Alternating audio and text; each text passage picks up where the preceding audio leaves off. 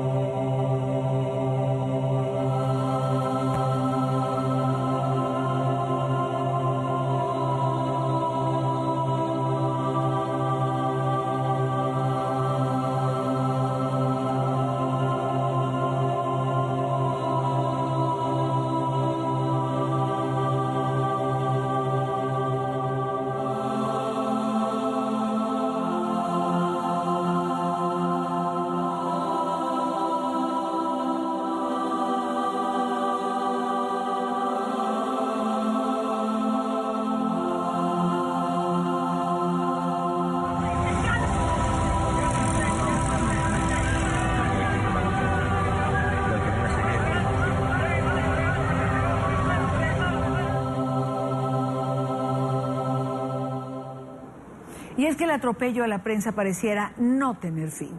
Los periodistas franceses Sebastián Pérez y Didier Barral, ambos de la agencia CAPA, cumplen hoy 6 días tras las rejas, tras ser detenidos el pasado 11 de abril por funcionarios del Servicio Bolivariano de Inteligencia.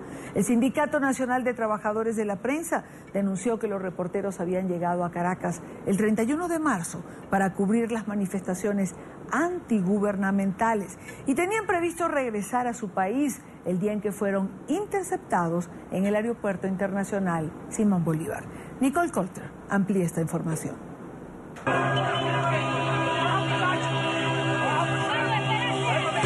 Informar no es un delito. Esa es la más reciente campaña de periodistas y reporteros gráficos en Venezuela. Y es que en menos de 20 días, en el contexto de la cobertura de manifestaciones antigubernamentales, ya se contabilizan 57 agresiones a comunicadores.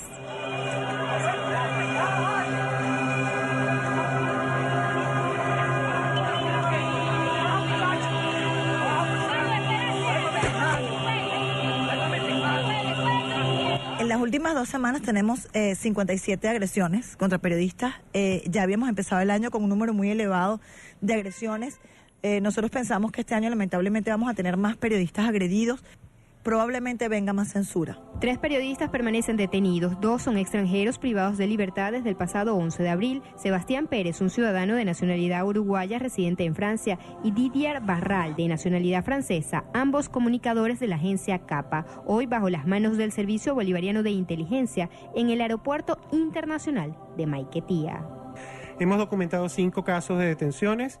En algunos casos retenciones eventuales por un tiempo, en otro caso tenemos personas que están detenidas todavía, por ejemplo el caso de 2 periodistas que trabajan para una agencia fotográfica francesa que están detenidos en Maiquetía. Jonathan Guedes es venezolano, otro periodista detenido el pasado 10 de abril cuando cubría las protestas en el estado Lara. Es un periodista de Barquisimeto que en el contexto de la cobertura informativa que hacía de una manifestación el día lunes fue detenido y fue presentado ante 2 tribunales. Los tribunales se inhibieron y está a la espera de pasar a un segundo tribunal. O sea, los 2 tribunales dijeron que no había razones para que ellos pudieran y por lo tanto decidir y por lo tanto se inhibieron. Entonces tenemos en este momento 3 periodistas detenidos, 2 en Maiquetía, 1 en Barquisimeto y más de 50 casos documentados.